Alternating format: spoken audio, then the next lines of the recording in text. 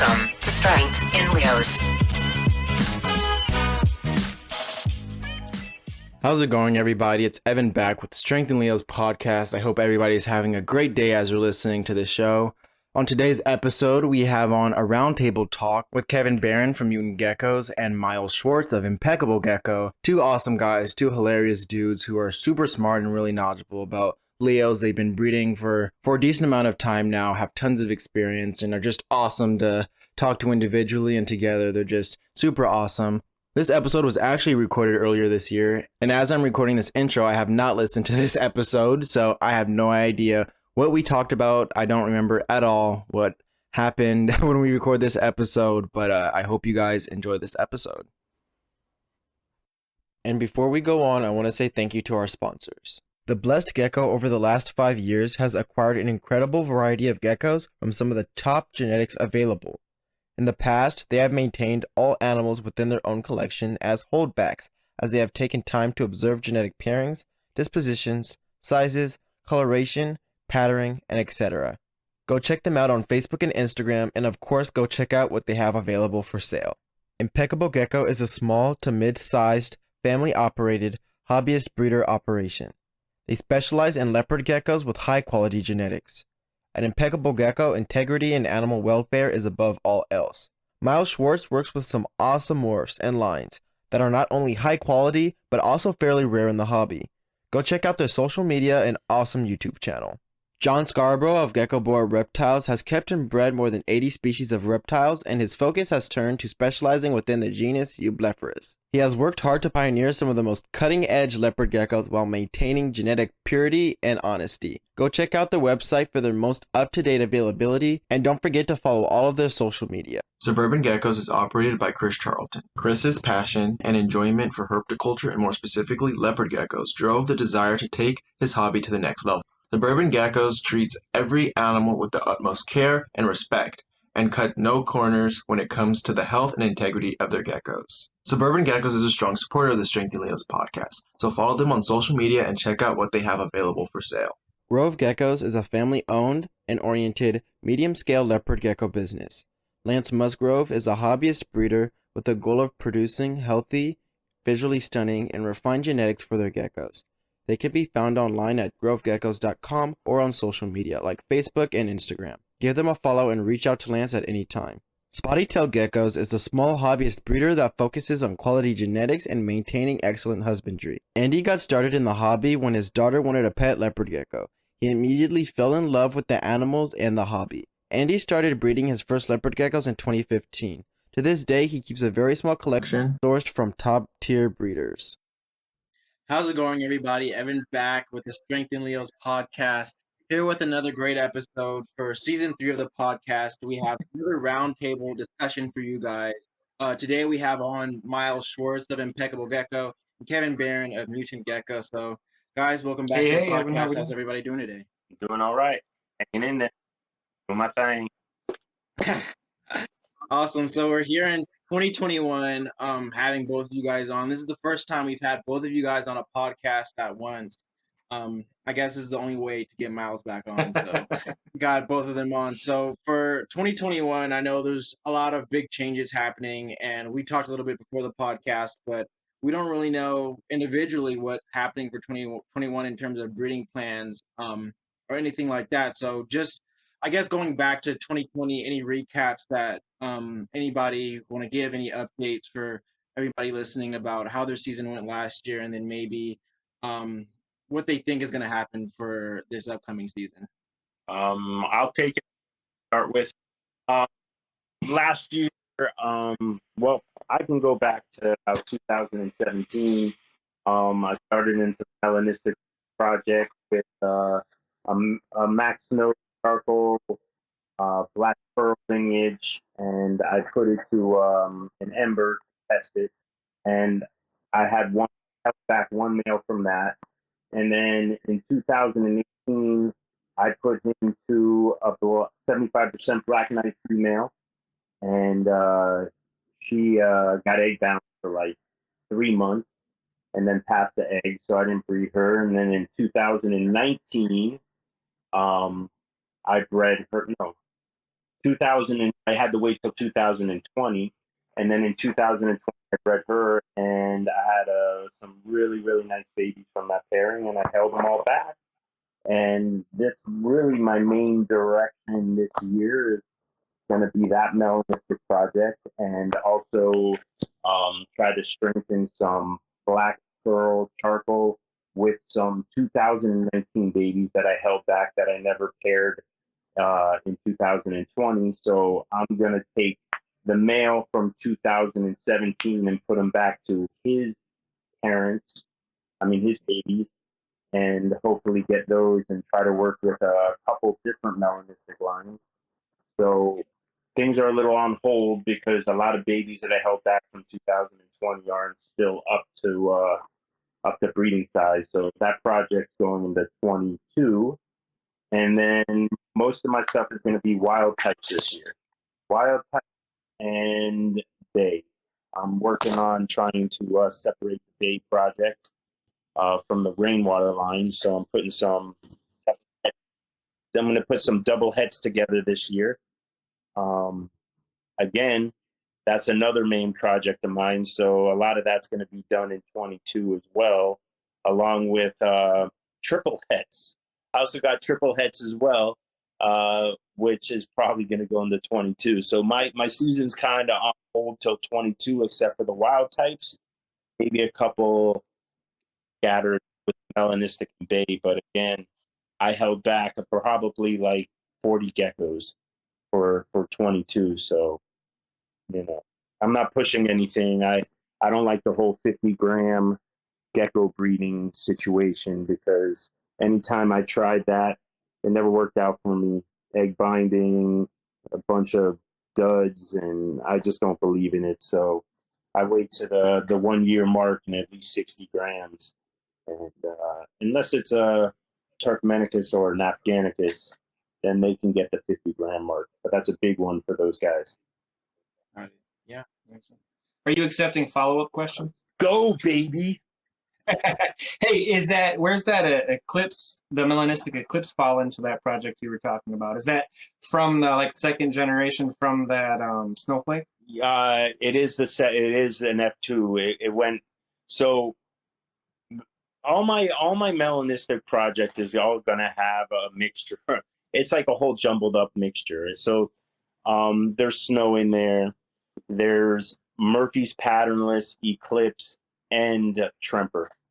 Because obviously the male that hired was 100% het for all of those. So when I put them I got lucky because the female, she was the 75% Black Knight female, she was 50% het Eclipse, which she proved out from a head-to-head pairing, which was pretty damn cool. I wasn't even expecting that, so that was lucky. I actually I didn't think it. I just for some reason I don't know why I just kind of didn't think it was going to happen. So yeah, there's going to be Murphy's patternless in there. Yeah, pop up now. It's going to be pretty cool. Gotcha. The other question I had when you were talking is you talked about subs a lot. Are you talking the Hardwicki and all that stuff, or are you talking doing all the fascio Turks and all that? If I said subs, I meant species. I'm not going to work with any of the subs. Which I have all the subs, but unless I got them mainly for outcrossing. I want to work them into the bay, and I want to outcross the bay as much as I can. So as soon as if I hit a bay from a double het, then I'm going to put it back to another subspecies and just keep trying to get that rainwater out of there. I want to get it as outcrossed as possible, and it's a lot of work, man. Good for you. I love that kind of stuff. It's love and hate with that kind of stuff. Though. Yeah, so it's funny because as far as I wish I could remember his name, man. There's a guy on Snakes and Stogies? I think it was Snakes and Stogies, or the Herpetological podcast. I should go and get his name because he really was awesome, man. He was talking about the whole subspecies thing, and how really there's almost no such thing as a subspecies. It's more of a locality thing. And that goes to prove with the corn snakes of North America. From like the Everglades rat being the same as a corn snake. However it goes, whatever, something like that. It's really interesting. So I don't know how the subspecies go. As far as John goes, you look at the subspecies. Do you have all the subspecies, Miles? I do. Yep. I actually, as of this year, finally received another male Montanus, so I finally have a trio of those. How are they? That's the Govercosa line, right? Yep. Yep. I don't have any of those. I have one from Steve, but as far as that goes, I mean, I really would like to get the Govercosa line. I want to hear how you're gonna breed those Montanus Govercosa line this year. If I breed much, and if I breed them, plans would be the male to one of the females for sure, just so I've got those to continue on. And I know there's a lot of people I've had asking for them. And then I will probably use either the male or female. I haven't decided the other one. Albies related stuff. That's kind of what I've been talking about using for a while for outcrossing that. That project is in desperate need of some outside blood, so that's probably where I'll be heading with that. That's cool, man. The male is actually pretty dark. They're at least he's very spotted. You'll see pictures there. When I say they're light and dark, what I mean is they're very dark as far as spotting, and then the background color is what's very light on, kind of snow-like. So as far as we're talking subspecies, I want your take on. I think you might be covering your mic a little bit. Yeah. Oh, okay. Let me put my phone down. I want your take. How about that? All right. I want your take on Afghanicus and Turkmenicus, because out of working with all the subspecies, out of those two, I really feel like they're their own thing, man. They're so different. I mean, just size alone, stockiness, to me, they're a little more wild. That could be because of the wild blood, but they just seem so different to me, man. Afghanicus definitely do. Obviously, Turkey is their own species, they say it is, but mainly Afghanicus. Yeah, I was gonna say the Turkmenicus. I think, like many do, that they're likely going to be decided reclassified as subspecies. Yeah, reclassified at some point. And we've talked about that, I think, in the last episode a little bit. But Afghanicus definitely is much different, wherever they've been geographically. And I'm no biologist by any means, to say much about geographic location and all that. They're definitely probably separated longer, and there's definitely a difference there. And I found this. I talked to John about this one time. I've done some pairings with Afghanicus directly with Leos, and the one year I did it, I didn't get very many viable offspring, and I had a lot of deformities. So it led me to believe that maybe they weren't close enough to breed true. But then I also have had another pairing where I used an Afghanicus where they're almost more robust, like you would expect out of a wild type outcrossing. So my jury's still out, as it is with a lot of things, without more testing. But yeah, for example, the line I've got, the Baglani line that I got through Chad, they're even smaller, I find, than the other Afghanicus line. At least my experience so far. I've got a little female, gosh, she's only got to be just hardly hitting 20 grams ovulating, and she's healthy. Insane. I would probably not breed her at that weight. Excuse me, but last year, her mother was bred under 40 grams, or probably right about there. They're really small, and I mean, they breed great. So it's definitely different, definitely much different size-wise. Your Baglani line small, what's your? So I have that same line. Wait, let me update something from the last podcast I did. I didn't mean to cut you off, Kevin. There, that one I just mentioned is ovulating is the one that I was hoping to be the male replacement for the male I lost. So, yeah. Ooh. I may have lost the line. I still have one small one to be sexed, but I may have lost the line, so to speak. The line, but I thought the male you have is pure. The male that you lost was pure, right? He was what was alleged to be the wild caught. Yep. So I believe I have the offspring of his. Okay. Do you know if it was one of the ones that was crossed with the other line, the line that like John works It's with most? crossed with the U.S. line. Okay. Well, that'd be closer. It'd be the closest I could get to keeping it true to what it was. Problem there is it was still only a 1.1 that came in originally, so keeping that going long term isn't really viable anyway, Right. unfortunately. Yeah, I think with those two, same thing with the albies. Even though we're not talking about species, you left for species there. It's like Mhm. when you have something where you only have so many of that type, you could only keep it for so long because the Yep. blood pool's only so shallow. Blood pool becomes a cesspool. That's We'll see how many Yeah. dad jokes we can shove in here tonight. Well, as we're talking about the wild type and subspecies stuff, I know you guys work with that stuff a lot. I know I'm getting some stuff from Kevin pretty soon, some Afghan blood to add to my projects. But for you guys, why do you guys?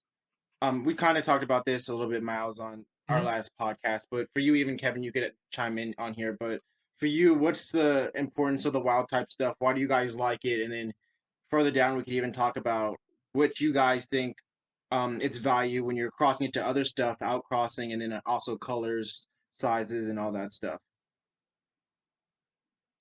Go for it, Kevin. want me to go for it. All right.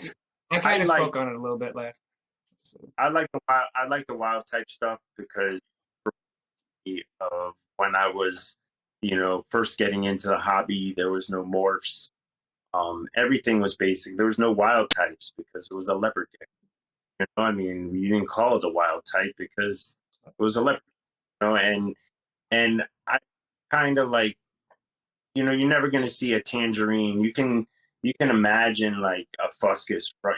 You can catch a fuscus in the wild. That's just, to me, that's super cool. And being able to just naturalistic things that you see on TV, wild, and morph chasing. Morph chasing to me is very stressful. It's kind of a little bit anxiety, Is there eclipse in my tremper? Is my Probably. is the answer to that. it it gives you anxiety when you think about it, but that's none of that stuff with the wild types, and they're super beautiful. I mean, the fuscus is very they got reticulated pattern, the browns, it's not bright. I've always been into the darker colors. I love the spots of a leopard gecko, which I'm going to be working with a new line this year, the Afghan tangerine. I picked up. I like pattern on my geckos. So an orange leopard gecko, a super hypo, I really am not into too much. I've seen some super nice ones out there, super hypo. But I like spots on my leopard geckos, and to have a tangerine with some spotting, to me, is some dark black spotting is what I would like to see. So that's pretty much. And Angler Monu, man, they're so dope. I mean, the Angler Monu are super cool, man. There's nothing like them. I mean, I have a pretty nice size super giant collection, and I mean that Angler Monu puts them to shame. I mean, the size alone. Dude, that super giant that you take the shows with you and let kids hold and take the pictures with a lot, that one is huge. Yeah, he's big, and he's not big. He's nothing compared to the size they have in Europe. I mean, in Europe, they've taken the super giant to a whole new level. I mean, it seems like a super giant isn't even a super giant unless it's 150 grams in Europe. At least that's what I see. I mean, I believe everything I see on the internet, just to let you know. It's on the internet, it's true, so Yeah, has I to can't be. blame you. No, but seriously, they got some big super giants, and I'm like, man, my super giants are small, but they're big. I mean, they're 120. My males tend to be around 120 to 130 grams. That's a big Which is gecko. And the females range from a 90 to about 100 or 105, but they start getting really fat. They really start getting fat at that size. I mean, I've seen my male reach almost 140 and he looked disgusting. Like I just had to stop feeding him for like Good for you though. diet to get him back down to normal weight because he starts getting that tail that's fatter than the head. I don't like to see that. Mm-hmm.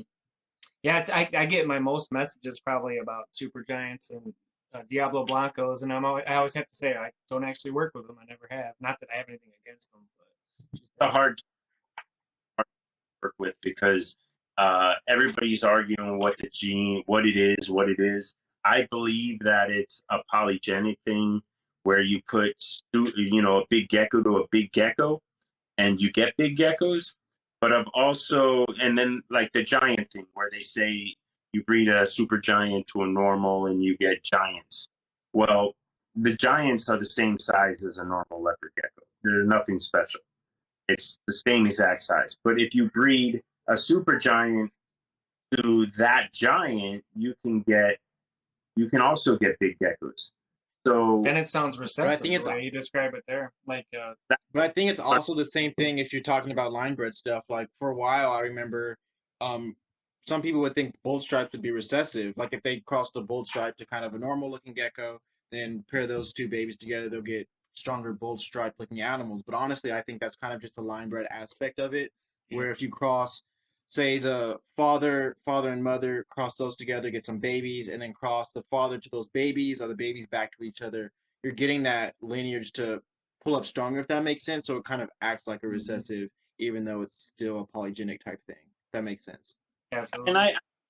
And that's when I first got in. Like I've heard you talk about it, Miles. You went in, you didn't have a ton when you first started. Not that you have a ton now, but you got in.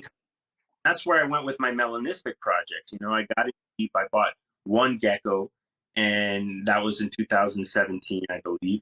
And I bred it to an ember, and then I took those babies and I started line breeding.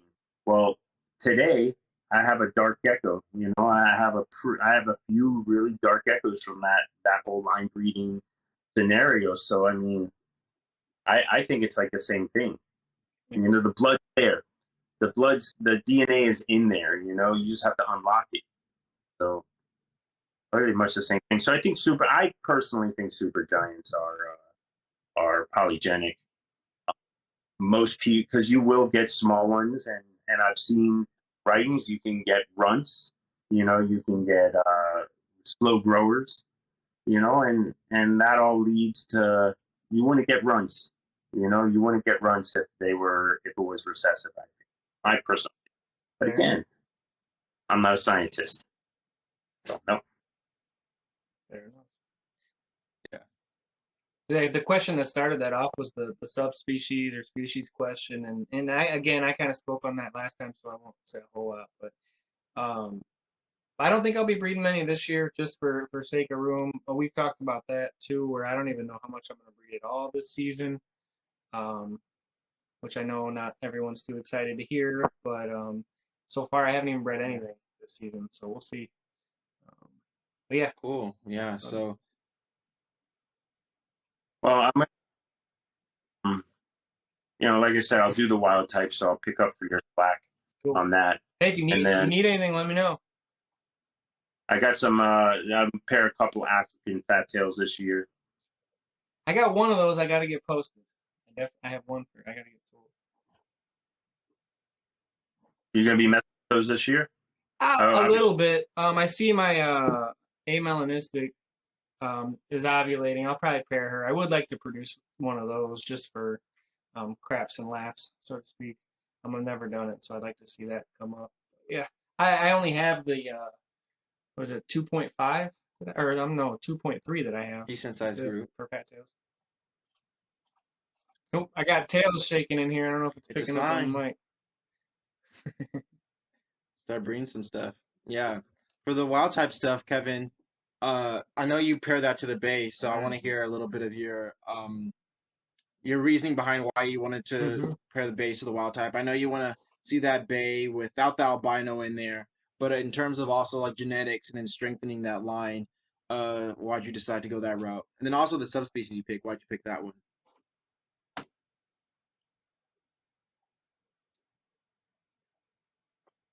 There was no rhyme or reason to that particular particular subspecies. I just knew it was pure, and I'm non-het. And the bite, I mean, we've spoke about it before, and to try to find a macularis non-het is almost impossible unless it's a subspecies, you know. And then I don't even know, you know, and you don't always 100% even know if the subspecies is pure subspecies. But that was my main goal. I feel like it had no heads. I knew it had no heads, and just to get double heads this year, that was my main goal. I'm gonna go. I could go back. I have an ovulating female right now. She's just not receptive. I paired her. I left her. Nothing. She beats his ass, so I have to take him out. And so that was my main goal, just to see it by itself. I mean, really nothing else other than that. And then, you know, I also paired to a pure Murphy's patternless as well, the bay. So I would love to see a bay. What are you gonna Murphy name it? To me, wait, I had a name. I'm gonna the Phantom. I think there's a phantom up in Canada. Bastard, man. All right. I'm gonna think of something else then. Smoke screen. They're fun to think of. When I had the what I thought was the would be the super snow marble eye. So basically the super snow eclipse or the marble eye version of a galaxy. I'm gonna call it the Milky Way. I like it, dude. I have a really good for a melanistic line, dude. If I ever wind up developing something that resembles a line, call it graphite. There you go. And it that quickly it was stolen. If they steal it, at least it's my name. I'll still just be like, that was my name at one time. I don't think I'd ever. I gotta be honest. I don't think I'll ever be comfortable naming a whole lot. Plus, I don't like throwing any more names into the market than are already out there. The name thing is crazy, especially with tangerines. But I think the thing is mainly for the tangerines. I don't get, like, I see some of these red diamonds that look exactly like a lot of other stuff, you know. And there's some really cool red diamonds out there, though. Just to play devil's advocate there, for sure. No, I agree. 100%. Red diamonds are nice, but it's another tangerine line. Just a few. There's a couple tangerine lines out there. Yeah, I only have one project here that I call anything, and it's just what I've called it myself in my room. It's when I'm still trying to get the more banded tangerines, the more patterned tangerines, and of course the name I've always would love for something that's very black and very tangerine is Bangle, but that's been used. So I was like, well, I call them my monarchs, like monarch butterflies, and it's evolved into my monarchies. So that's just what I call them in the room. If I post stuff from them, you know, here and there, and I don't refer to them as that. It's just kind of my affectionate name within the room. I have a name. I have a name for my melanistic line that I call with the house. I call it the Everything Bagel. Because you got the use the ember in there. Is that why? I said no. I don't even know if they're called the Everything Bagel just because everything's in it. You know, it's got the patternless and it's got the eclipse. You never know what's gonna pop out. It's called calling the all. Great for test breeding. Yeah. So I call it the Everything. Yeah, I love I've got a really nice snowflake female I picked up years ago. Actually, my son technically picked it up from Ben and Brenda, and she's one of my favorite to use for test breeding. So I have a snowflake male, and like 2 years ago I made a super snowflake. I remember that. But I don't even know if I'm gonna ever breed it. It's so small, man. It's still small. Probably 45, 50 gram gecko. We should jump off on a controversial discussion day. There's a bunch of them out there. I'm coming to find I don't like having much that's super snow at all in my collection. Well, I actually, you would think that, but I have two Super Snow Diablo Blancos, and they're huge. Really, The male is over 90, and the female's hanging in the mid 70s, man. big geckos. Super healthy, super healthy geckos. And I weighed, I have a gecko also that I just haven't put up on Morph Market yet, and it's from the same line. It's a snow raptor. It's a snow raptor het blizzard, and I think what do I weigh him at? 88 grams.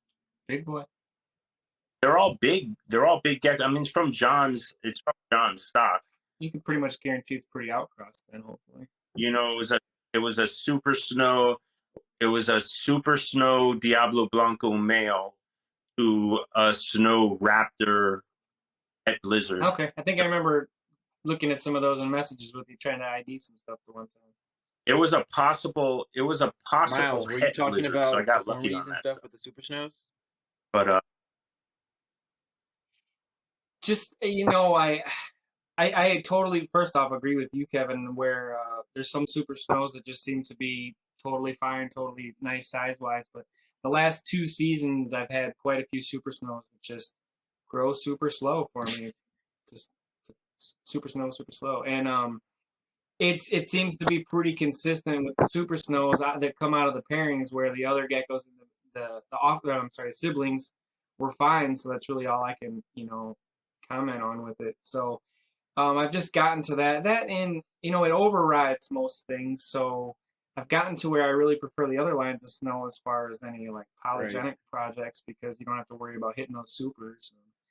They're cool to hit, but I've kind of started to move away from it some and not been so excited. But that's what I was referring to, guys. The size wise and the growth rate, I definitely have seen, at least in some of the ones I've worked with. Now, keep in mind, anyone listening, I know there are super snows out there that are growth rates are plenty fine, look plenty fine as long as they're well outcrossed. But that's just been my experience the last season that kind of burnt me out. I think my limited experience also with super snows, they tend to grow, even max snows, depending on how outcrossed or non-outcrossed they are, they could be a little bit slow growers compared to if you're working with one of the dominant lines of snow.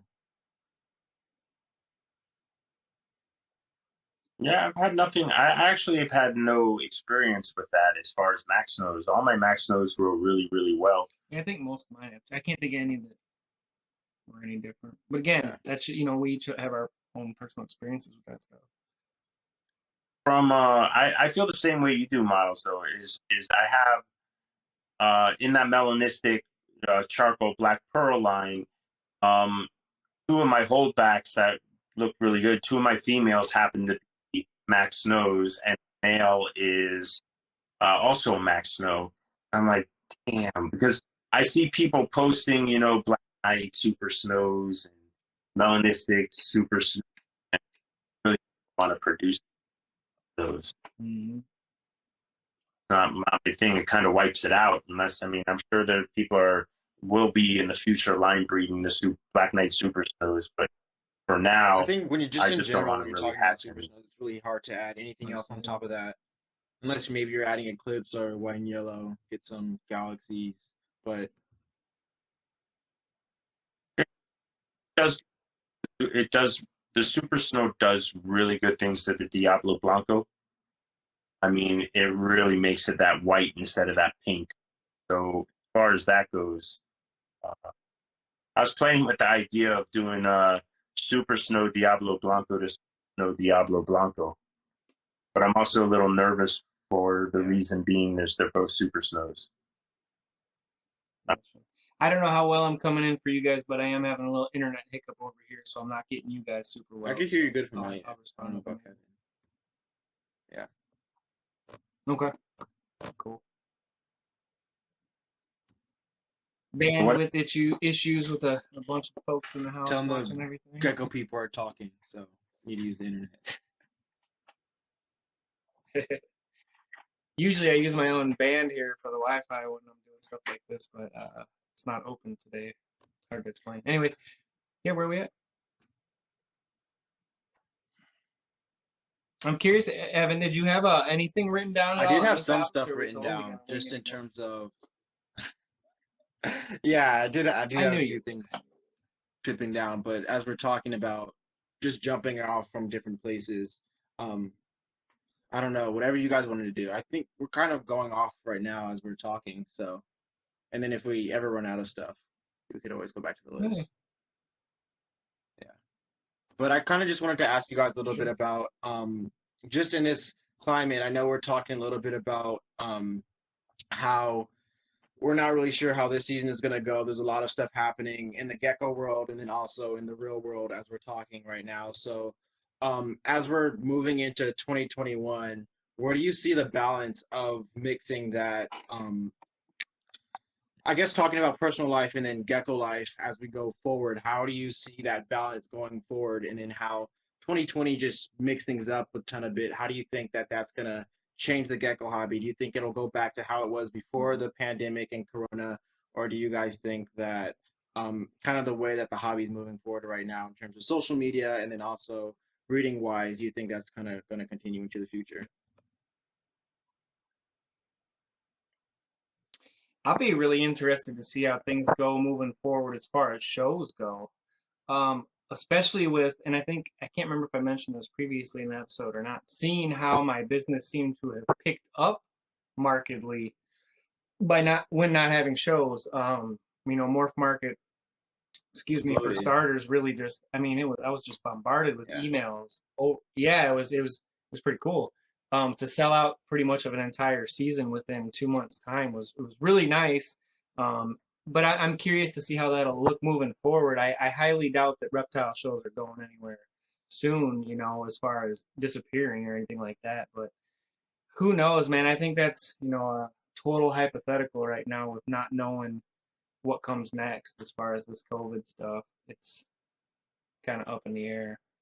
I know that it's at first it restricted me from breeding as much as I had planned to last year, which was probably a good thing in the grand scheme of things, because I do still have so many around because I'm super lazy and never take any pictures and post things for sale. And then this year, like we've talked, not kind of that feeling of unknown moving forward with not breeding right now a whole lot. What are you, Kevin? What Not do you think? sure. Um, I did Daytona. I did Daytona, National Daytona Reptile Show last year, and it really wasn't a great show for me as far as geckos goes. What month was August, right? that in comparison to COVID? And it was in August, like late August. Wayne Hill is the organizer. He's like, we've never closed down this show and we're not gonna now. And it's true. I don't know what year I went to the show. I want to say it was somewhere around 2002. We had a hurricane. It was trashed, and the show went on. I mean, I wasn't a vendor. I was an attendee, but he still had the show. And there was, they were blocking the road. I mean, it was crazy. It was a big hurricane, and he still had the show. I did better. I've done better on internet sales than I've ever done last year. Same. Is I've never been huge. I've sold most of my stuff at shows, and I'm not huge. Like I can handle 120 babies a year just because my full-time job is, I work a lot. And this year I work even more with the corona, trying to get the business to do good. Mm-hmm. So I don't know. I'd still like to keep it a little less than 100 this year, maybe around 80, 70. We'll see. We'll see. But I think internet sales are going to be better. I think that internet sales are going to continue to be better. I don't know how shows are going to do. The thing that shows have above everything is I'd really like to go pick up a bunch of nice terrariums right now for something I'm trying to build here, and you just you can't really order the sizes you want online. Shipping on stuff like that is obscene, but a show you can go pick up whatever you want at a show and toss it in the minivan or whatever you're hauling in. So as far as, husbandry related stuff, that's not going anywhere. People saving money on feeders, you know what I mean? Buying your frozen feeders in person saves you a ton. Oh, it's right there. Mm. I'm waiting for some local shows from Repticon to come around for. There's a company that I'm waiting to pick up like 9 exoterras from them, and you can, like you said, you can't ship those things. So for hard goods, they're going to be great. But I don't think shows. I think people are gonna move. I just got my menu for my table for Daytona in this August 2021, debating whether I would do it or not. Man, I'd like to come down to that show. shows are stressful, bro. Yeah, it's a lot of work preparing. That's for sure. With the late, the packing, the travel. I mean, you're close. You're like an hour and a half from Tinley, right? Yeah, Tinley for me is right a little over 2 hours. So Daytona's about 4.5 hours. That's a haul. That's a haul. The haul, Hotel. and especially with all the geckos, and all the stuff, and the hotel, and that, I mean, Yeah. $1,500 a week. Oh, easily. Heck yeah. So I don't know. I'd like to get bigger online sales. I need to follow the youngster here and set up a website. I've started mine, man. I got to get working on it. I see I'm getting a bunch of hits on it, which is funny because I haven't shared it anywhere. And I'm like, it's all like, the loading pictures, so to speak, like coming soon. So I got to get back on it. I was in between jobs early in 2020, and I started just pounding out stuff, and then I took a new job on somewhat unexpectedly, and everything just kind of fell by the wayside at that point in time. I got all my stuff shipped out for the year, and then kind of, laid back. And then it's, even when I hop off social media a lot and hop off selling, it really, you're still feeding, cleaning. I mean, you're spending a lot of hours in a week working with the animals still. So. I have roughly my animal duties are roughly 4 hours a week, 4 to 5 hours. I would love that. I'm like, Miles, you should start up your YouTube video again, man, because I'll be driving in my car and I'll be like, Impeccable Gecko. I had a guy made that for me that makes some music. He's a pretty cool dude, makes some digital dance music, and I had him make it for me when I was going to do YouTube more often. But I don't know. I think about just doing streams on the weekends cleaning, but people are so critical when it comes to anything in those regards. So I try to stay away from it because I get really where I feel like you got to explain things and educate folks on some things. What, the size of the tubs and stuff? Yeah, and just there's so much that comes along with it, and I'm not super good at, like, I don't know if you guys listen to Rogan at all on his podcast. He always talks about not reading comments, things like that, and I'm not so good at that. Like, I get caught up in it and obsessed with it, almost like I have to respond to this person and let them know what's really going on. They're not right, I've moved away from it mostly, but it's still in there. So that's some of it. And then time-wise, I suck at editing video, but everyone's like, just load it up straight. Don't worry about editing. But you got to hire people like Evan does, I know, man. Well, he's bringing in such huge chunks of change, man. I can't afford all that. It'll come. Gotcha.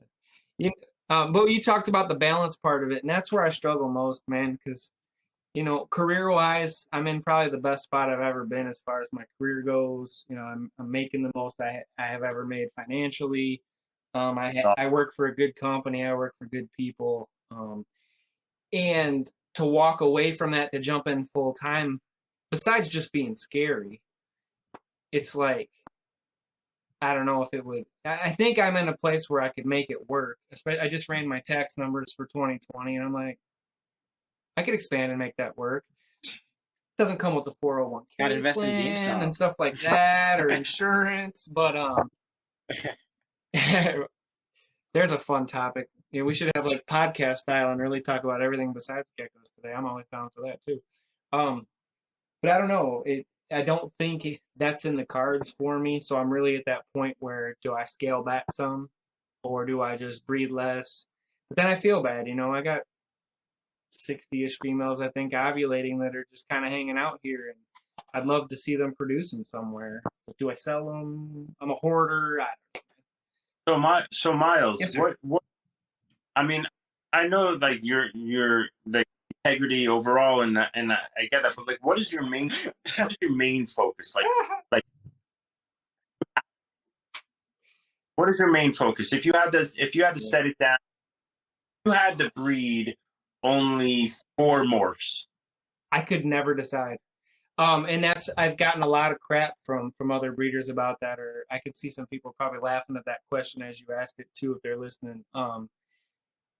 I I can't picture it. I know I talk to Chad quite a bit obviously, and he gives me crap on that all the time. Like, dude, just decide on a few things. It's like, no, I like a little bit of everything, and unfortunately, it does come with some some cons. And but yeah, I'm really feeling. If I had to answer it though, if you were forcing me to, of course I want to mess with the cipher stuff because I still think there's so much potential there.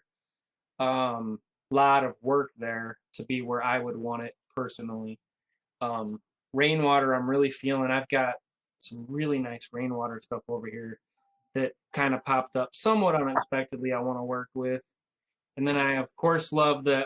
I know this is opposite of what you said. I really like the really clean all orange radars, the pied faces, that I've been working with.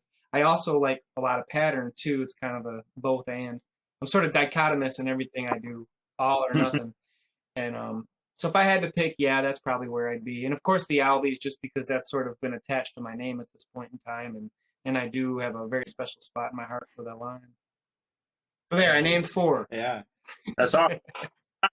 The grade 4. That's a great. How about you? Pretty Well, much. you kind of you are somewhat specialized these days.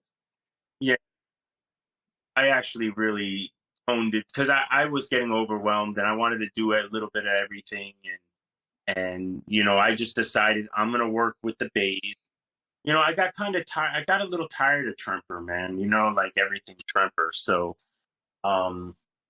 I went hard into the bays. I kept everything back, the melanistic and my wild types and my super giants and my marbleized. Okay, maybe you got more going than I was thinking. I got five. I got 5 major ones. Those are 5. Those are 5 major ones that I'm working on. I mean, I can't.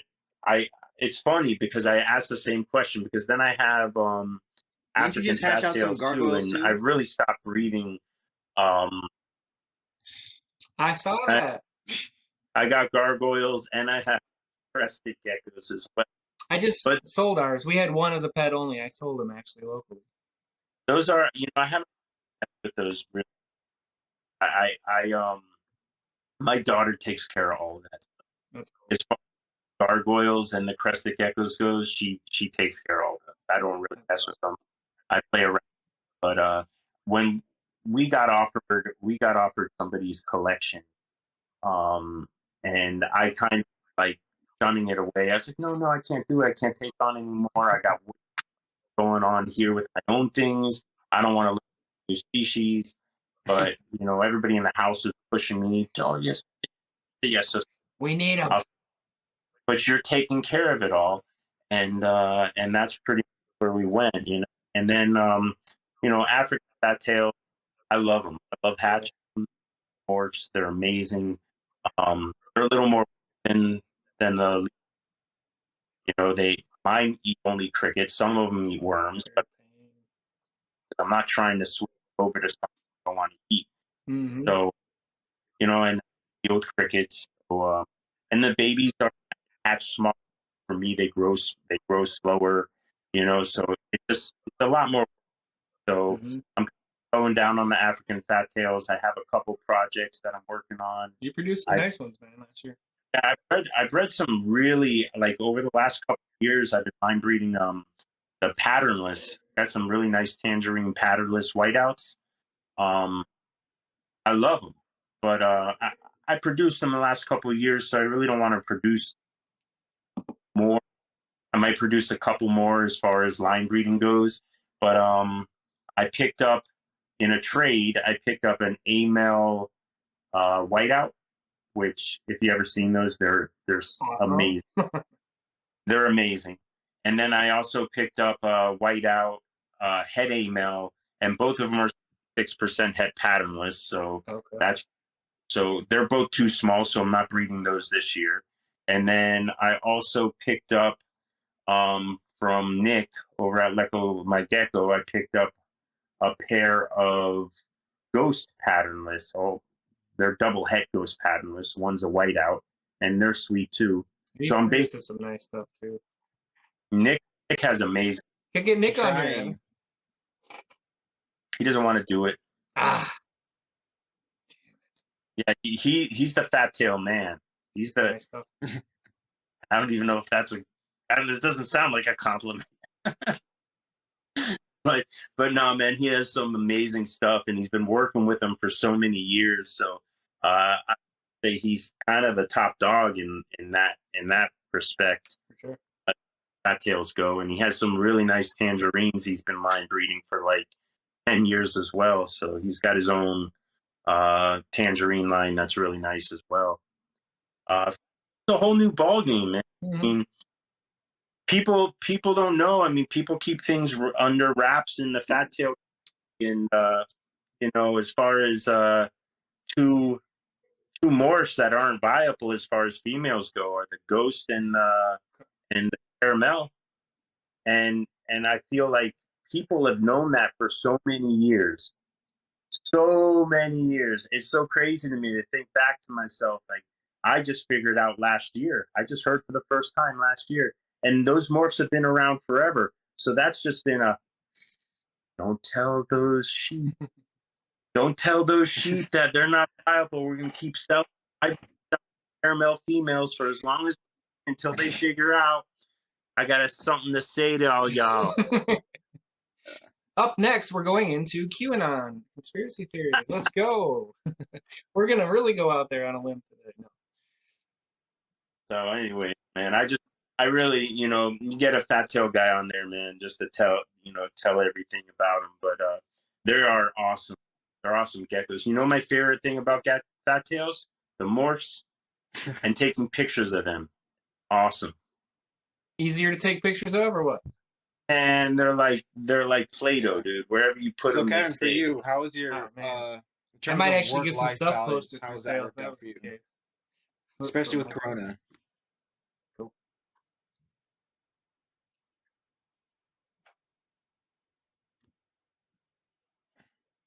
Well, so we're talking about Corona. This year was really rough on me with the coronavirus because I don't know. I'm in the recycling business, and this whole thing with China has hurt my business, and we were struggling for the last couple of years,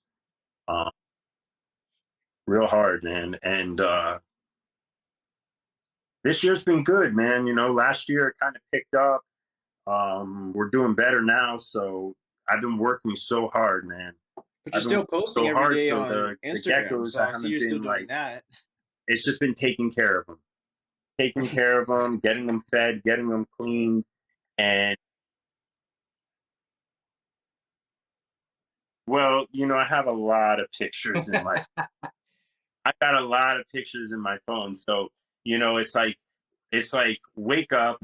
Usually, it's like wake up, look for a picture. Like a lot of times at nighttime, I'll go to sleep and I'll set up, like 5 posts, and in my drafts, and then I'll just click it in the morning when I wake up. So like that's pretty much. Crazy. I'm a little like. What do you say? I forget the word when you do something and you can't stop. What's that called?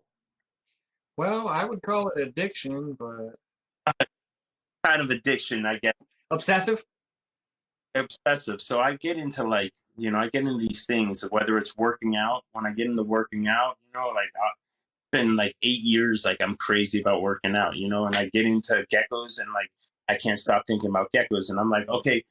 Gonna post. I said when I started Instagram 4 years ago, and I said my main thing was I'm gonna post 1 picture a day, every day, and like if I don't do it, like it bothers me. So like, have you posted every day since you started it? I've posted every single day since I've started. Wow. Man, I might have missed like 4 days, 5 days, but pretty much like random, but pretty much every single day I'm like, I have like 1,700 pictures up there.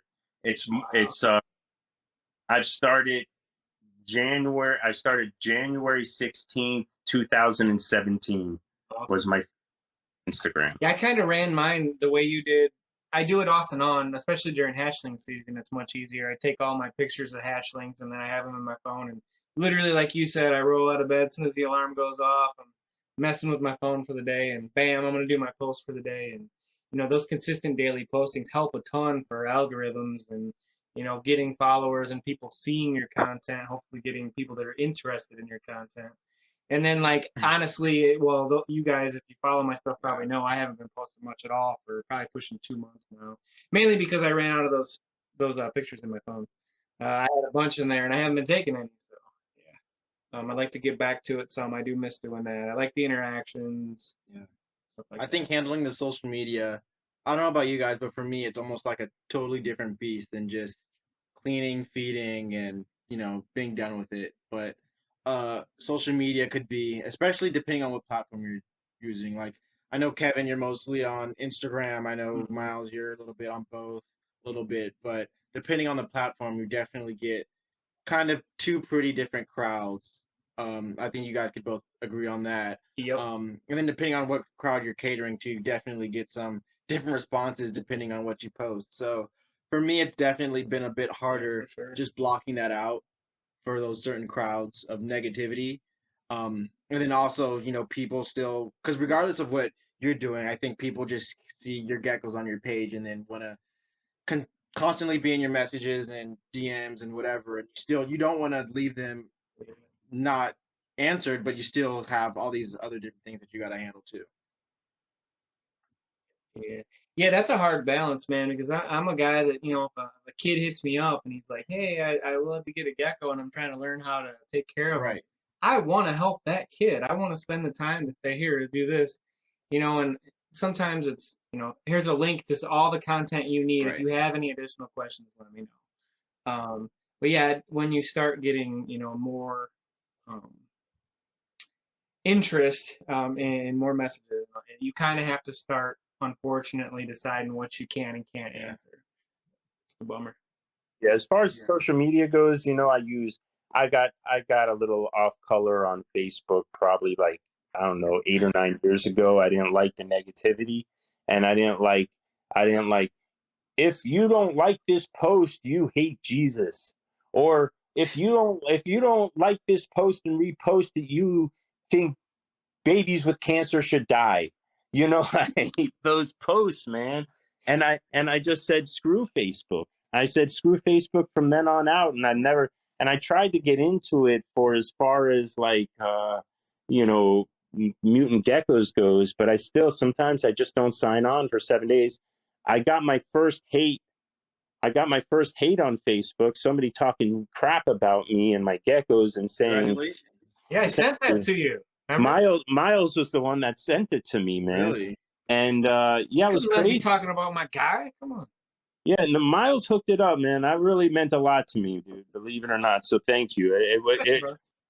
Because it was really cool, like somebody you met on the internet sticking up for you. So, that was really cool.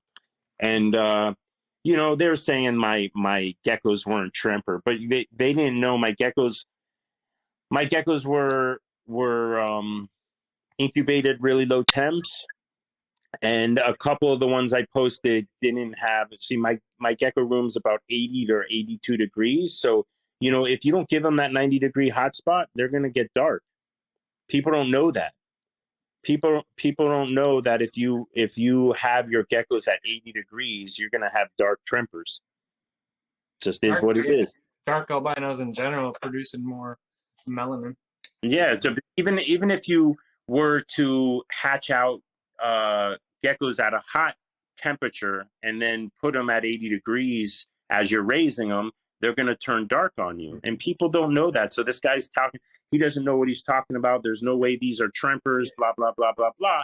And I was surprised because it was a pretty well-known guy. I don't want to say well-known. It wasn't like John or anything, but it was a pretty well-known guy in the industry or in the groups. And I just contacted him and I squashed it. I mean, I was like, look, man, Well if known is relative, yeah, especially yeah, in but reptiles. True. I was like, if you had a problem, just contact me, dude. Like, let's not just. And it was cool. We squashed it. It was really cool. He took the post down and everything. I showed him the parents. I was like, dude, you should have just contacted me, man, instead of shitting on me. I mean, That was like, my biggest reason for replying to it the way I did and letting you know, because I'm like, you're talking about someone that knows their genetics. But at the same time, I wanted to put out there too, and this wasn't you or the reasoning behind that, but when you bulk upload anything to Morph Market, it picks your tags, and if you're not being really mindful, it sometimes picks incorrect tags, and you have to really, really be on top of that. And yours weren't incorrect. It yeah. was someone viewing yours, like you said, they were very dark. It looked like they weren't quote unquote albino, which obviously they were. I, Yeah, I'm into the dark trumpers. I like that dark pattern. chocolatey. Yeah. That's how you know you made it, Kevin. Finally got haters. I'm a hater. Yeah. He's not. No, I actually I've had a few things where I deal with people really well, and I guess I'm in sales, and I don't like back and forth, and I'm the type of person that like, oh, they call me an asshole. It's good for them. They think I'm an asshole. It's not my problem. I don't care if they think I'm an asshole. Their problem. They're the ones that have a problem with me. I had a guy contact me the other day on Morph Market, and he's like, I didn't get back fast enough. I think he contacted me like 3 a.m. or something, and then I worked all. And he like formed me up, calling, "Oh, your gecko's not even a super giant. It's like customer service at Walmart and this and that." And I was like, all this stuff, and I contacted back, and I was like, "Look, man, you didn't answer my emails right away. I worked all day. It's not my first, it's not my only job, And then he came back. I still want to buy the gecko. I just, like I flipped him again. I flipped him from hating me to liking me. Yeah, I'm kind of the opposite with Facebook, and this is where I go back and forth. I know, Evan, you'll know from talking to me a lot. Kevin, you don't do as much with Facebook, you don't know. But I go off Facebook for deactivation periods to kind of clear my head. I'm probably headed that way again soon. But I've used Facebook in my personal life as sort of a live journal in a lot of ways through the years.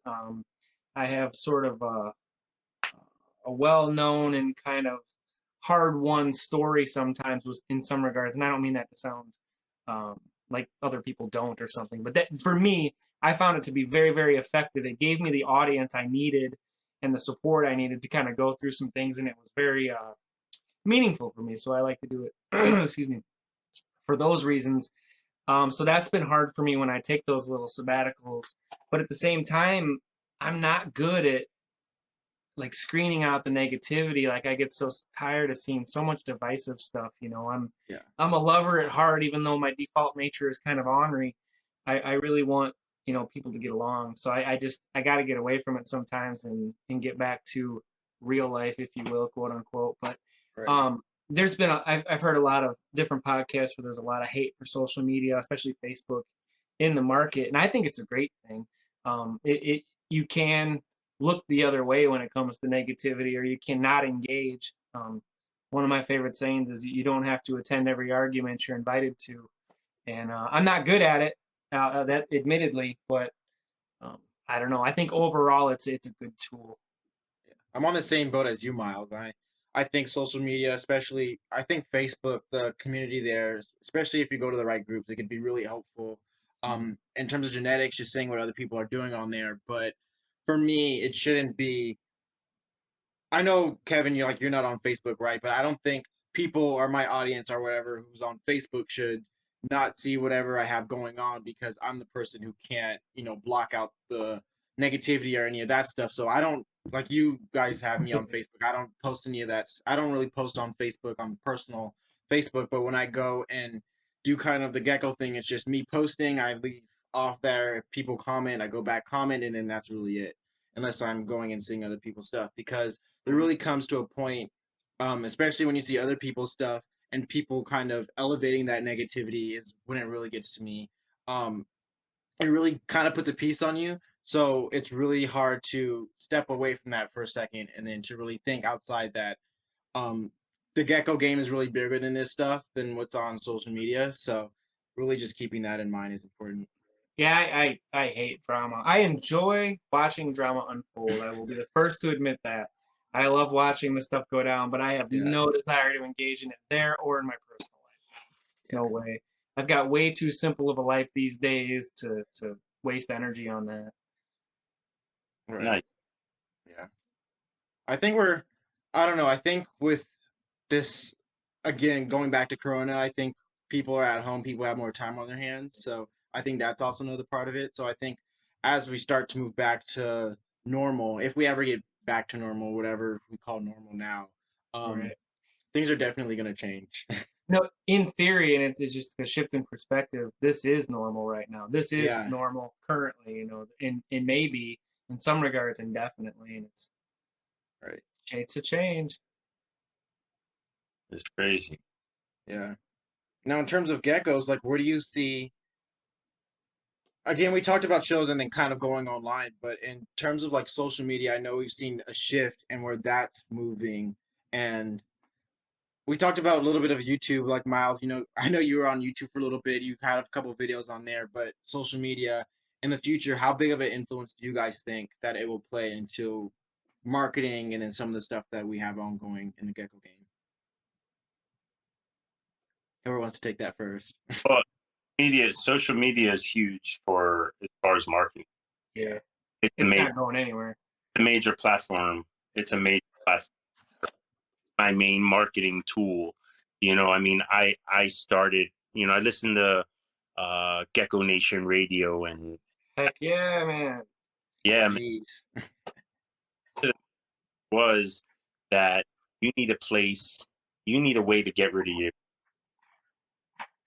You need a way, so before I even bred my first gecko, I was already social media, and I was already on putting my Instagram out there and trying to get my name out there, because I know in a year or two I'm going to be, offering some geckos. And, if you just try to start right off the bat, no one's, I mean, it's going to be very hard to sell your geckos. Even if you bought the best black knights ever, and you wanted to sell them for $2,500 a piece, it's not going to happen.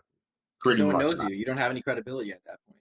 No credibility, and that's what this industry is mainly about. I think is about credibility and building your name and your trust, and getting your name out there and your personality out there. It all.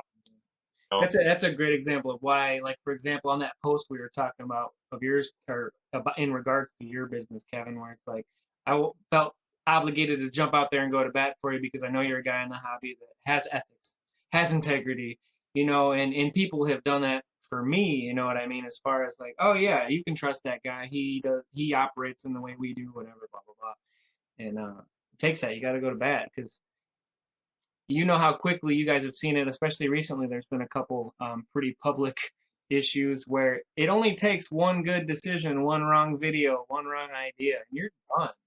Well, not necessarily. I think there's some cases, especially with people, I guess, who've been in it a little bit longer, where there's also kind of that opposite way where people might make a mistake or two that might be a little bit bigger than what we consider to be ethical or morally right in the hobby. And because they have that name that they have, they've still been able to stick it out and still kind of be successful in a way, even if they keep those practices going on. Or Fair enough. There's definitely a couple out there for sure. Yeah, definitely. Yeah, and I think I don't know. I like how you said it, Kevin. It's really just getting your name out there, and I think when you sell a gecko, you're selling a piece of yourself, right? It's not just the gecko or the person, but are the it's not just the gecko, it's the person also behind the gecko and who's producing that. I know when you sell a Gecko Miles, you get that Impeccable Gecko stamp of approval. Same with you, Kevin. Mutant Geckos, I produced that gecko. You're proud of it, so you want that to be out there and shared on your social media and stuff. Yep. Yeah. Lol. The lol. Anyway, what about you, What about you, Miles? What's For your take on social media? kind of like we were just saying, I think it's a powerful tool. It's not going anywhere soon. Um, big picture wise, I think that it's going to continue to be extremely divisive in every regard, not just politically, obviously, but in every regard, because it doesn't take much to get a meme, something meme worthy, so to speak, that speaks to people, that may not even be true, but if it speaks to people and gets shared enough, it becomes fact, so to speak, fact, quote unquote. So it's not going anywhere soon, and it's a very powerful tool, and with great power should come great responsibility. But as you know, there's very little of that, and there's very little accountability when it comes to social media. Yeah. There's that saying that I can call you whatever I want in a comment, and I never have to see how that affects you. I never have to see your face, see how that affects you, and that's missing. Yeah. There's a good saying with that. I can't remember how it goes right now, but Miles has the same yeah, I for don't know. everything. That's how I live and how I get by, man. Yeah. My group members that I work with, as far as my clients, know that I'm always coming with some cheesy quote that changed my life. I know we talked about shows earlier, so at shows, how do you use that same kind of marketing strategy, if you will, to get your name out there? I know it's different than social media. You're face to face. You don't, if people are willing to smack talking you on Instagram, they're probably not going to do it straight to your face at your table. So with shows coming up, hopefully, probably by the end of the year, hopefully if things start to go back to a little bit more to normal and shows start happening like they were before, how do you guys use those same strategies to promote yourself at shows and set yourself apart from other leopard gecko tables that might be at that same show? I'll take that first. Honestly, for me, when I go to shows, and I've only really vended Tinley and a couple smaller shows in the area. I don't really go, if I'm being straight up, to really. I don't care if I make any money at shows. I mean, all I ever want to do is break even, have an enjoyable time, see some cool animals, and meet some cool people. Especially when you're talking Tinley. The likelihood of a leopard gecko breeder going to Tinley and making a killing is not real likely when it's expensive hotel, expensive foods, but you know what I mean? And the average leopard gecko isn't going for, $2 or $3 grand when you're talking about, other species. What's the booth cost at Tim? Oh gosh, it's been a while since don't quote me, 275-ish? I'm forgetting right now, so I apologize. It's been a while. But then, the hotel room, et cetera, et cetera. But anyways, what I really enjoy is just being able to talk gecko with some people in real life that care about gecko stuff. Like, I'll be messaging somebody on Facebook or wherever it is about geckos. My wife's like, "What are you doing?" And I'll be like, "Talking about stuff you don't care about." Jokingly, of course, because my wife supports everything. But I really enjoy that part of it. But I haven't vended a whole lot of shows. If I'm being, completely honest, like always, I pretty much I prefer internet sales. I like the customer service ability you have, the way you use language, the way you communicate, and then getting my gecko from my door to your door in less than 24 hours is pretty cool. I enjoy that. I like shipping overall. What about you, Kevin? My show ever was Daytona. I did Daytona and I had a great show, and it was a great show, and I sold a lot of geckos, and no other show has been like that since. I just happened, I don't know, I just hit it weird or really good. I don't know, a lot of buyers at the show. I don't know what it was. I like shows. I like talking to the children to see the looks on their face. Yeah. I love working with kids at shows, man. Yeah. That's my favorite. I've had messages from parents saying, "Oh, you talk to my kid like they were your peer," and how that got to me when I got that message, because I become a little kid when I'm talking to them, and I feed off their energy, and I start like them being 10 years old. I forget I'm 40, or I'm 40, whatever, 40, doesn't matter. But yeah. But I forget, you just get on that same plane. But my last show my last show at Daytona was a little. It was a slow show. It was a different crowd. A lot of the, I think a lot of the real reptile people stayed home. You know, they stayed out of the show. We had more of like, it was more of like type of like we're going house mentality type of people. I don't know if you guys know what I mean by saying that. You know, it's like you pay whatever, $15 to see all the reptiles at the zoo. Yeah. So that was my last show experience. You know, I've done some Repticons where I've had some low shows that haven't been fun, but then I've had some amazing shows. I like what Miles said. I've always been, I'm going to keep doing shows. I'm going to always do 1 or 2 shows a year, just because I feel like it's good to meet people, good to meet the fans. No, you know, it's people. You'll see your post time and they do want to meet you, and believe it or not, you know, like you put yourself out there and people want to meet you, you know, they want to see your geckos in person. You know, it's like it's different from seeing them in a picture. So it's nice to get out there and you know, let people see your geckos in person, man. Put it out there. I mean, Daytona is a big show, so everybody's traveling from all over, you know, so you get to show people what you do in person instead of just on the internet. But like Miles says, I enjoy shipping better. The reptile shows for me are super stressful. Just the packing and the labeling and the weeks before, and or I'm stressing out about it in my head. And then the printing of my labels, because I make these nice labels, Excel spreadsheet. Actually, my wife makes them. I would probably be writing on the tub, but we print out these nice labels that go on, so everything's inventoried and everything, you know, the labels are done on Excel spreadsheet, and it's a lot of jumbling, a lot of stuff, and the tubs and the tub liners, and then the geckos pooping and changing them out, and it's a lot of work. So, you know, going in and listing all, you know, it's there's a lot of work involved in the online too, because taking pictures. Joke. I mean, a lot of people don't understand that, but it's very hard to get a good picture of a gecko that wants to get the hell away from the light.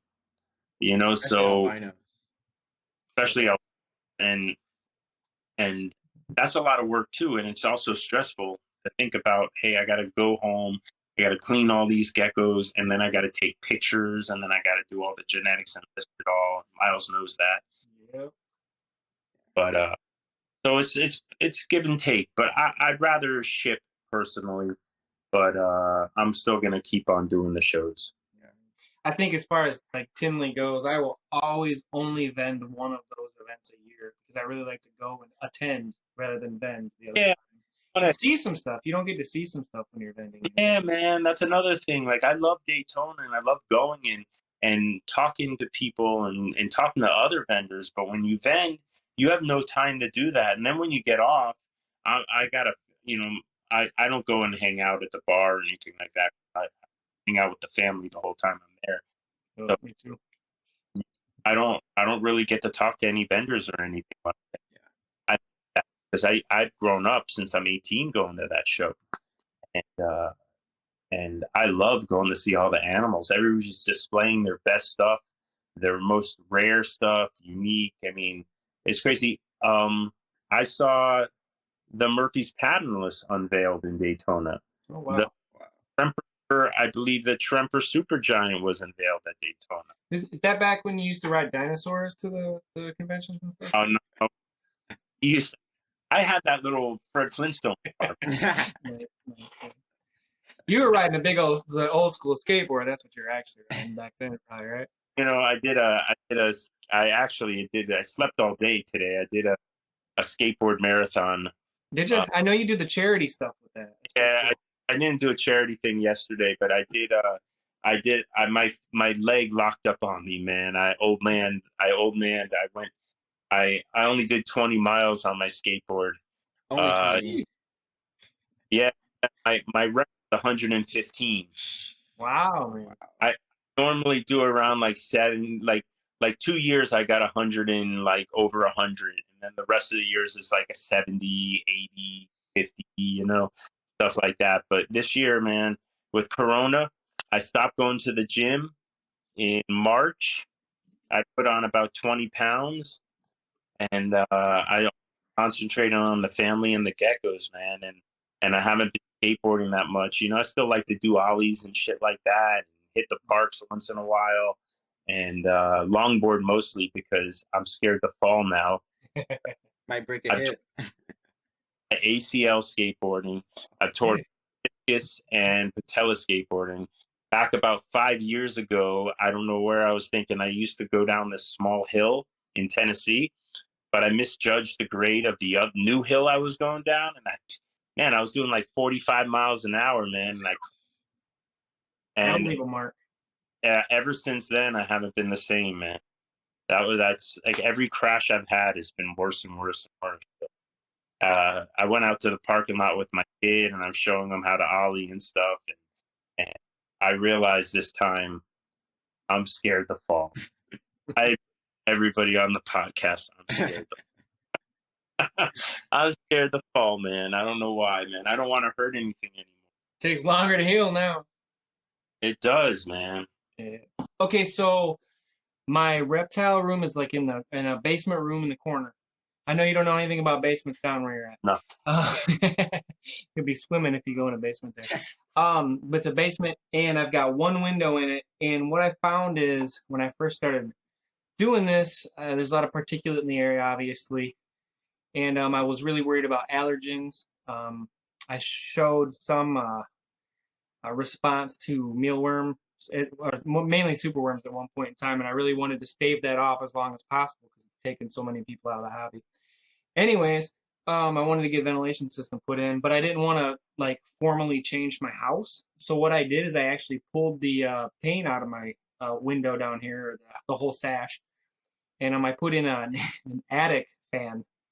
It's mounted in whatever, and I have it on a timer. Right now, with the temperature the way it is, I have it go off about every 4 hours. 8 a.m., noon, 4 p.m., and 8 p.m. It goes off for half an hour. Just kind of keeps the air flowing. Nice. But it's a entire dormer fan, like for an entire attic, that sucks out this 10 by 3 room. So it literally, you can feel the air rushing under the door. It's pretty powerful, but it's loud. So I didn't want that to go off while we were recording. Feel free to toss that in there if you want. I really think ventilation is crucial as far as keeping the air quality decent when you're talking about this many animals living in an enclosed. Especially with feeders too. You mentioned feeders take a lot of people out of the hobby. With that. Especially I used to try to breed mealworms kind of here and there, and I won't do it anymore just because it's way too much particulate in the air. They're easy to breed, man. I could get a whole thing going.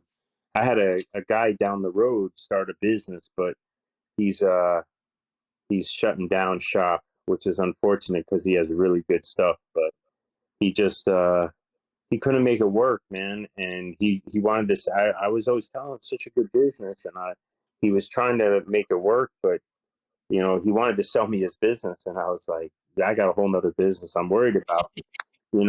I would love to do it because I really think it's a great business, but the problem is, when he proposed it to me, I went and I looked at the numbers, and I figured out how much he would have to sell to actually make ends meet, and that's why everybody that tries it, they fail because you need a lot of space. It's mainly a lot of space, and it's a lot of work. Besides that, I mean, it's a dirty job. It's very easy to make. It's very easy to breed mealworms. Super simple, and it'd be pretty. You just have to grow. You need probably at least a 24 by 24 foot space just to be able to get a business going. I definitely would have my own feeders going in larger quantities if I had, like, a couple of and I post it once in a while on my personal. I've got basically a workshop on my land where I rent it out right now, but I just don't trust it. You know, a day like this where it's, 0 degrees outside and you lose power, you're Yeah. done. You know what I mean? Animals especially, I wouldn't be comfortable putting them out there. I'd have to have a lot of redundancy in place to ever risk something like that. Miles, with feeders, have you seen the temperature affect them being able to breed, or even with your geckos? How is that, the temperature going up and down? How has that affected your season or breeding or anything like that? Um, well, funny enough, today in my memories on Facebook, as we were talking about social media, I mentioned this last year or 2 years ago. 2 years ago, it was -30 today, and my room, you can't see it right now. It's 77.2 in here right now. I have no heat in this room. This room is not heated. Like I said, it's a corner room, 2 outside walls, right to the outside, and the 400 feet of heat cable in here and heat tape in here keep it there. When my ventilation kicks on, I might see a 1 degree shift. So I stay pretty stable, right about 75 typically this time of year. It's probably warm because I'm in here moving around. What and is stuff. negative 30 feel like, man? I've been in 7-degree weather and I was like, damn, negative Yeah. 30, dude. That's insane. Yeah, I watch a couple. This is totally random, but hey, we're kind of going there today. I watch a lot of sustainability, permaculture type related stuff, and I watch a couple guys down in Florida, and one of them's a little north of Tampa, and he was just possibly getting frost the other day, and seeing how like big of a deal that was. Like, I'm like, dude, it's cold here, man. You know, we've actually had our coldest winter in a long time, and it's been really nice here, man. It's been in like the 60s during the daytime and 50s at night, man, and for weeks at a time. So it's been really nice. And this last week was like 75 all week. 60 is cold for with me. a couple. Below 60, Man. yeah. I love like 60, 70-degree weather, man. Be awesome. Yeah, oddly enough, I've been here my whole life, and I hate winter. I don't like cold. I don't like snow. Yeah, is what it is. You don't Man. snowboard, man? You can't. You can. I don't. Damn. I don't. You know, I'm a snowboarding junkie, and I'm born and raised in Miami, but I can't get enough of it. Yeah, I'm surprised that I never got into it more. And now I never could, man. My body doesn't like me a whole lot. I got a jack neck, jack back. Plenty of snow up here. You gotta I eat. grew up in skate parks a little bit. Gotta eat some turmeric, man. If I could grow it, I would, up here. But anyway, Yeah. We're just going on a tangent. Yeah. it's all good, man. Yeah, I like these kinds of things. I think we can get some pretty varied topics going. You know me, I'm down to talk about literally anything. I'm pretty open book. Yeah, we've covered some topics here today, and I think a lot of people even really like these podcasts where we just go on and just talk about a bunch of different topics and just keep going back and forth. I think it brings a lot of value to different people, especially people getting straight into it, because we just don't go into one thing. We touch on so many different things that people want to know about. So Wait, For sure. can I ask a question to my? Well, I don't have to ask your permission. Wait, no, you Hey, can't. what- You can't. what- You can't. what's up with your King Gorum, man? What's up with your King Gorum now that we're? Oh, dude, I love them. This morning, I love them. Okay, so I have them outside of my gecko room. They're actually in a different room in my basement. And this morning when I got up, I went out there and they were all out, all exploring, and they're very, very skittish, but they're still smart like monitors. I don't know if you've had any monitors. These are my first at all, but so I can't really compare them to others that I've kept. But from what I know of monitors, it's a monitor in a really bite-sized package, if you will. I'm really looking forward to hopefully breeding them springtime. They're cooled a little bit right now.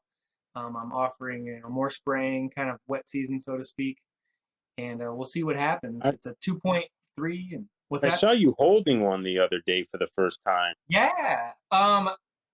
They definitely are very skittish. Like I could never catch one purposefully, and none would get on my hand or anything like that. I caught one kind of surprisingly, and once they chill out, they're really cool. I've got 2 of them. There's 3 tubs I've got going of them, the way I have them set up currently. I am going to change that. That's why I was looking at those terrariums we were talking about. Anyways, and once they chill out, they're pretty cool. The two that like me, so to speak, they'll finger. I can put in little chunks of turkey or whole roaches, and they'll take them out of my fingers. You only see their heads come out. They've got like a little reed stack in there that I made out of the tile, which never, ever, ever glue your tile together for a reed stack because I'll never get my king gorm out of there. But they're cool, man. They're probably my favorites. I think that over time I will probably work more with some monitors. Probably all dwarfs. I really like a lot of the dwarf cool. species. You think that the king gorm are more of like a display animal, or are yours skittish because you got them already kind of adultish, if you will? I think they're most likely, given size and personality that I've seen, they're going to be pretty skittish no matter what. The reason I want to set them up in sort of display tank type of setups. I do want to work with them some as far as socializing them a little bit more than they already are. But I would imagine, given their size, Yeah, they're pretty skittish. The males seem to be a little more bold than the females. At least that's my experience. fresh, man. They're so fresh. They're cool. They really are. The white one is cool, man. She really is. Compared to like leopard gecko, pretty much the same size. Yeah, I'll have to show you a picture. I took a picture. The only reason I didn't post it on social media is because I know I'd get crap. I put a king gorm with a hatchling leopard gecko in a tub one day to comparison size for someone. Compare sizes for someone, and they're small. They're much smaller than they look, even when you're holding them on your hand. When you really see the comparison size, they're small and they're full grown. The ones I have are full grown. That's great. That's cool, man. I like those.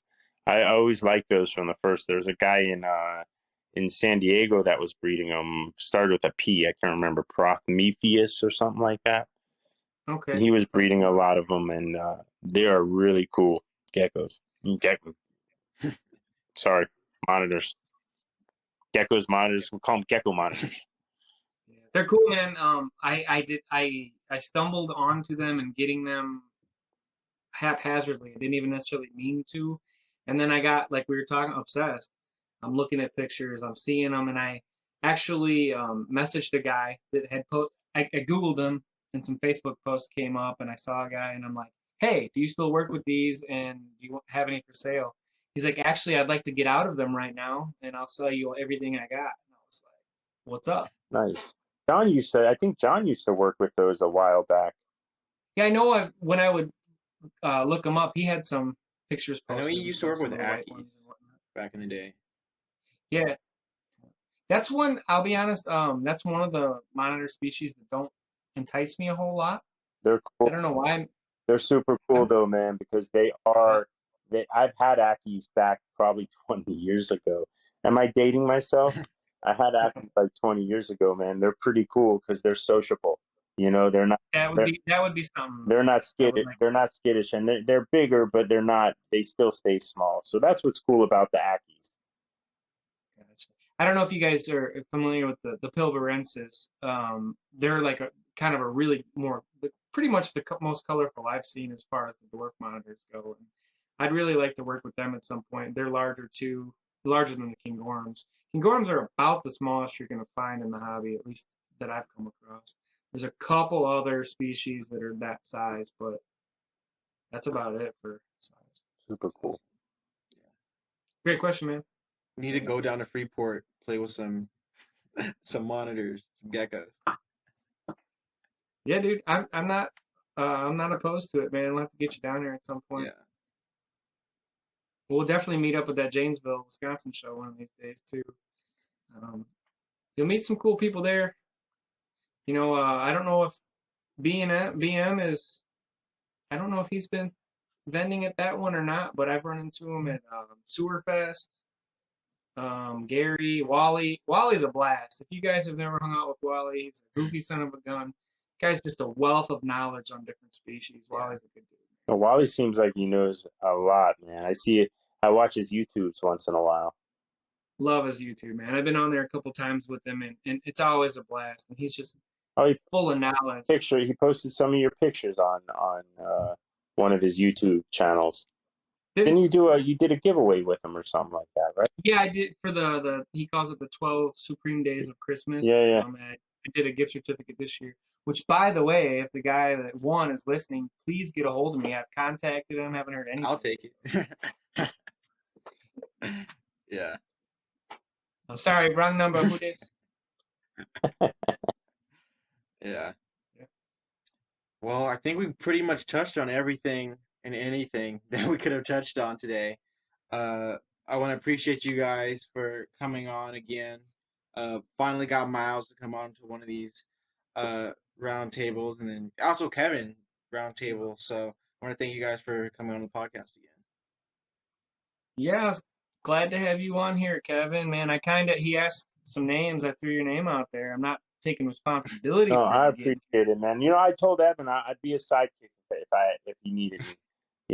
I enjoy him doing the podcast, man, and Yeah. I would have started my own podcast years ago because I have a lot to say, but I can't deal with all the editing, man, and I do so much already, and to have I have a 14-year-old, a 9-year-old, and a 3-year-old all in the house, so between like trying to do the geckos and then still I love spending time with the family, man. I really, Absolutely. it's That's huge for critical. me.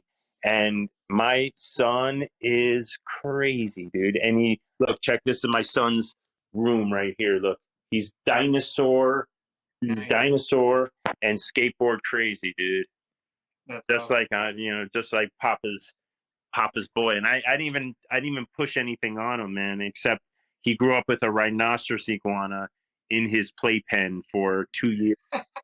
So maybe that had something to do with it. But if anybody wants to raise a really cool anything, I suggest you let it grow up with your kid, because my iguana is the coolest iguana, and I raised a rhinoceros iguana before.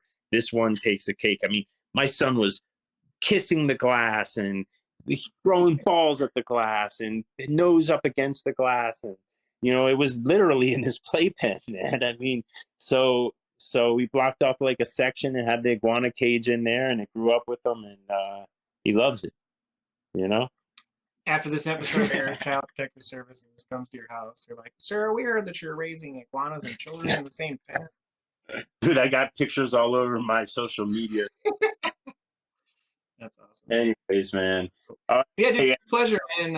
It was cool to spend a little more time with you too. I know we chat here and there and send stuff back and forth, Instagram and whatever. But yeah, cool to hang out with you. No, definitely, Miles. And I know, like, you're not like you like to text. You like to text and email, and I'm just like, it's crazy because Evan will pick up the phone and call somebody, and I was like, that's so weird. That's so weird for somebody his age, and then I'm like, Miles is like, don't call me, just text. I'll talk. Actually, Evan's, a crucial part of getting me out of my shell a little bit with it. Especially this twice now I've been on here, and we have had zero clue what's going to be talked about, what we're going to do. And people listen to it, they love it, hate it. It is what it is, but Awesome. All right, well, cool, guys, man. It's great. I'm gonna go eat some dinner. Take care, guys. Peace out, brother.